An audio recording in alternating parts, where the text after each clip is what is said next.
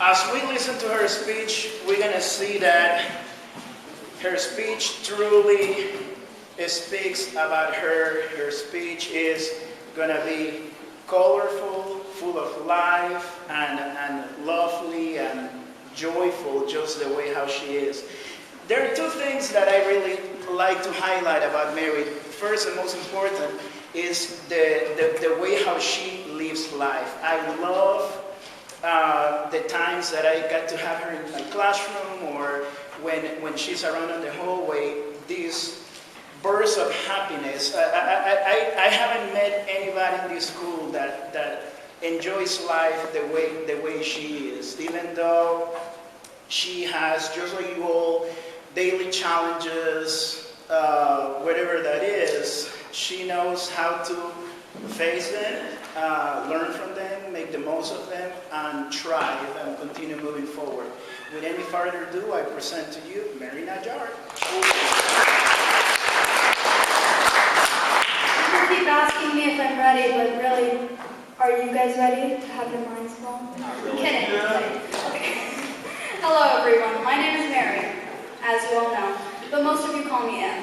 This is a very important rite of passage, and I know that this year it's just a tad bit more relaxed than usual, so I would like this to be less of me boring you with a lecture about me, and I want this to be like a one-sided conversation, since I'm fairly sure you cannot talk back during my speech.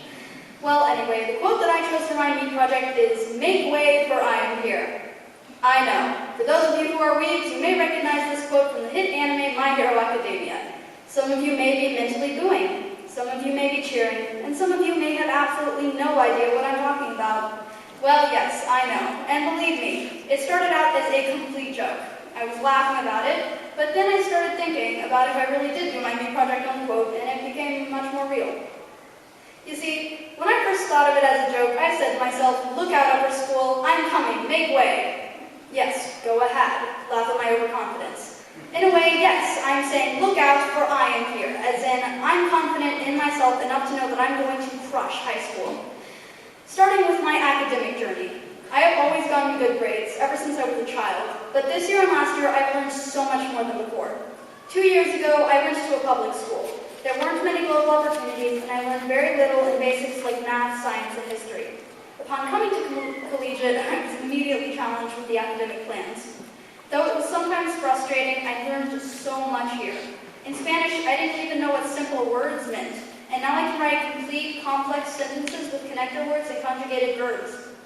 In math, an equation that 6th grade me would have thought was an impossible series of fake numbers is now something I can easily solve with just a couple calculations. In English, I'm learning how to write essays quickly and with better grammar than before. I've improved greatly on my pure paragraph writing skills, but I still have a long way to go. Mr. Beasley has helped me so much with improving my writing, and as someone who wants to be an author in the future, I greatly enjoy English class.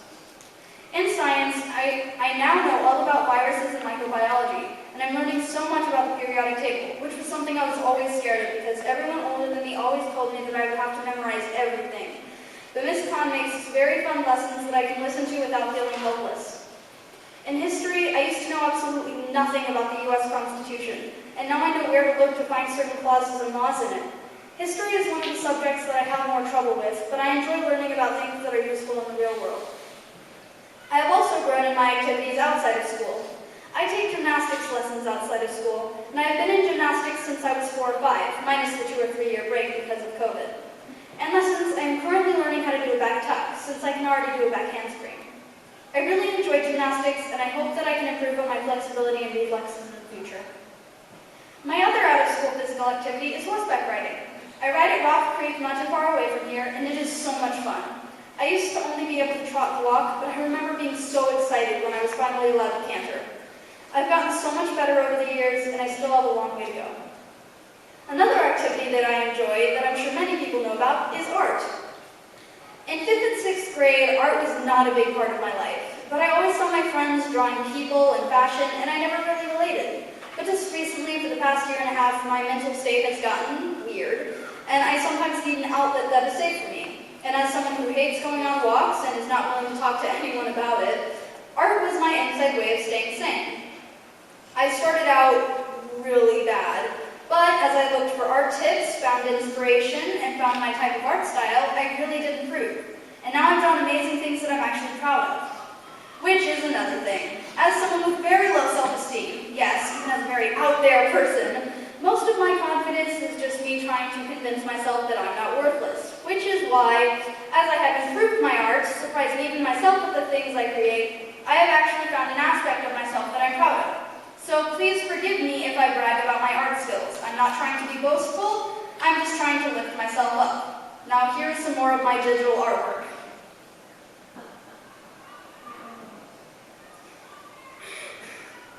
And now socially. Last year I found myself. I not only found who I wanted to be, but who I want to be surrounded by. I found enough confidence to sit myself down and think about how I want others to treat me. And as of this school year, I found really good friends and a great support group. While there are flaws in my social structure, I feel like I can be comfortable around the people I surround myself with, which is a big priority for me. My relationships with my family have gotten a lot better this year, and even though we have our bumps in the road, I know that I can come home to a safe environment. My top priority as a person and as a friend are centered around loyalty. I'll quickly circle on back to my quote, I am here, and I will always be here for my friends, and I won't have second choices in people I love. If a person I care about isn't loyal enough and decides to start a rumor about me or leave me in the dust without a second glance, then I will cut them off. But there are even situations where people are too loyal and learn not to respect my other boundaries. To sum it up, I'm socially very, very picky. I will now transition to my self part of the speech, but my social life ties in greatly, so it will sound very similar. It took a long time to figure out how I react to things, what the cause of said reaction is, and how to counter negative reactions. I have been diagnosed with mental illnesses such as trauma and depression, and what really sucks is that when I was in 6th grade, I was having flashbacks to traumas that I had received in 5th grade, which had really affected my brain. Lots of the things that I would see or feel in 6th grade would remind me of what happened in 5th grade, so I couldn't go through anything normal without having some type of breakdown or other. The worst part about this wasn't the breakdowns or random cry sessions. It was that I had no explanation for why I reacted this way to anything normal. My friends would yell at me and call me stupid for reacting certain ways to very normal things. Sometimes I would see something that brought back traumatic memories, and then when I had a mental breakdown, my friend would tell me to stop reacting that way because it is foolish and there was no reason to act that way. Now remember, at the time I had not been diagnosed with anything yet, so I had no way to back up my belief that my feelings were rational. This made me believe that all of my feelings were irrational and that I should just ignore anything that makes me feel bad and put everyone else's needs before my own. But I soon realized that this was very detrimental to my mental health and that pushing all of my problems aside just to make my friends accept me more was not the best way to approach things. As soon as I was diagnosed, I finally had an excuse to act the way that I did, so my confidence grew and I found new friends that accepted me for who I was, including my past and when I would break down all the time. But even with new friends, my entire belief system and power crumbled, and I didn't know what to do. Everything that I believed in was proven wrong, and I didn't know what to do. I like to think of my mind as a building, and every time I get wiser, I add another support to my building. The negative feelings in my life are like the wind. Sometimes it just brushes off the walls, and sometimes a draft is let in or a flood passes through. A few years ago, a hurricane hit my building, and it was left in rubble. My entire mind was just in shatters, and I couldn't find a way to rebuild. I tried to pull things together, piece of rubble by piece of rubble, but I just didn't have the strength to rebuild.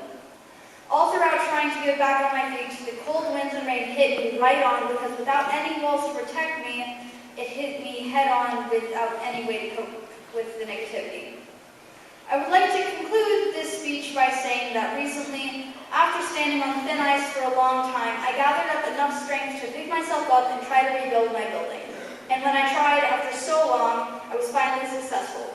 I started working harder, actually making an effort instead of just carrying on and dragging my feet. I focused more on my studies and physical activities. I picked up some hobbies, ones I had previously forgotten about. And quicker than I could ever imagine, instead of focusing on the strength of my building, I built taller and fresher.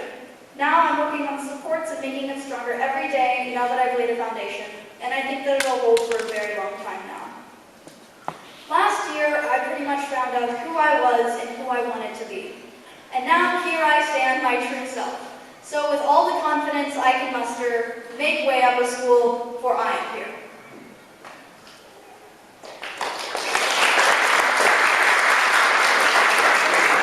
Lastly, I would like to dedicate this speech to my Aunt Ashley. My Aunt Ashley isn't my real aunt, but it certainly feels like it. She was very, very close to my mother, and they were like sisters, so we're like family. She's always there to listen to my rants about life and my problems, and she gives such good advice with it, even when she has her own problems to deal with.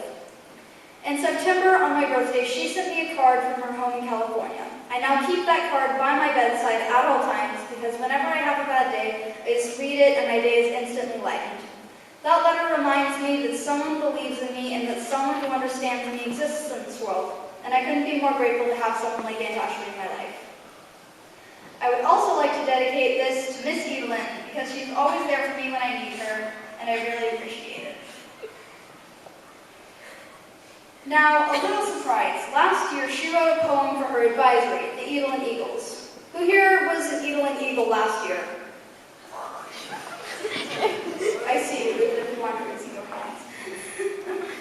Nice. So you'll all remember that comedic poem she wrote to describe us all at the end of the year, right? Well, for old time's sake, I wrote this poem in the same format as the one that she wrote for us. So here goes. There once was a lady named Evelyn. We like to tell her how we're feeling. We meet all the time when we are not fine, and she helps us heal scars that are bleeding. And she's the mother of 2 little toddlers. The stress that they bring never falters, and combined with us all, you'd think she would fall, but not one thing brings down this mother. And though we keep moving up grades, and we know that our memory fades, no matter where I roam, she will always be my home. I will never forget the memories we've made.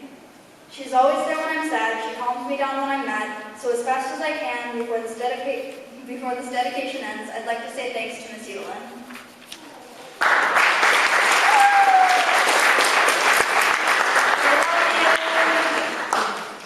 And finally, I would like to respectfully break the rules a little here. Instead of a person or a group, I would like to thank a place, the Antiochian Village. This is a summer camp in Pennsylvania that I have gone to every summer for 2 weeks for the past 3 or 4 years, not to mention visiting every year since I was about 2 for family camp. It is way too hard to explain how much I love this camp and how much I owe it. I love all the activities, cabin rivalries and alliances, food, though apple pie pancakes weren't such a good idea. I have met so many amazing people as both my counselors and cabin mates, and I wish I could go to camp more often. Just this year, I decided to go to winter camp, only 4 days, and it was just as amazing as in the summer. The village is like my home, and the people there are my family. People I have known since I was too young to remember. Every time I pass under the entrance arch, it always feels like passing into another world. A world with no judgment and no problems. A place where I can be as extravagant as I want without being looked at weird.